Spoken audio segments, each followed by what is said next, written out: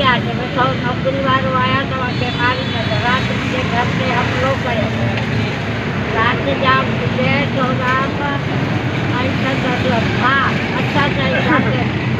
हम लोग गया जाम तो जब सब दुखिया उकिला रखाया तो के मारे रख आई गरीब मारू पूरी माई मुझे तो मजदूरी करवा अच्छा कहता है खाने से खाने वाला राज वाले कहते हैं कि कन्या मच्छर के फैसलो खाणो केड़ो है मारू जाम लीधो हाँ